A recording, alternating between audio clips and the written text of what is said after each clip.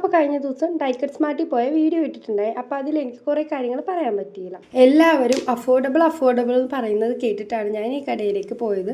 സംഭവം ഈ കട ഭയങ്കര വലിയ സംഭവമാണെങ്കിലും എല്ലാ പ്രോഡക്റ്റും നമുക്ക് അഫോർഡബിളായിട്ട് കിട്ടത്തില്ല. അപ്പോൾ എനിക്ക് അഫോർഡബിളായിട്ട് തോന്നിയ കുറച്ച് സാധനങ്ങൾ മേടിച്ചുകൊണ്ടാണ് ഞാൻ ഇറങ്ങിയെന്ന് പറഞ്ഞായിരുന്നു. അതിലാദ്യത്തേത് ഈ ബുക്കായിരുന്നു. ഈ ബുക്കിന് 400 രൂപയാണ് വന്നത്. ഇതിൻ്റെ ക്വാളിറ്റിയും അടിപൊളി തന്നെയാണ്. 400 രൂപയ്ക്ക് എന്തായാലും വേർത്തായിട്ട് തന്നെയാണ് എനിക്ക് തോന്നിയത്. അത്യാവശ്യം പേജസും കാര്യങ്ങളും ഉണ്ട്. ആ പേജസിന് തന്നെ നല്ല ക്വാളിറ്റിയാണ്. അതുകൊണ്ട് 400 രൂപയ്ക്ക് വേർത്താന്ന് ഞാൻ പറഞ്ഞത്. പിന്നെ ഞാൻ മേടിച്ചത് ഈ ഒരു പെൻ ഹോൾഡർ ആയിരുന്നു. ഈ പെൻ ഹോൾഡറിന് 149 വന്നത്.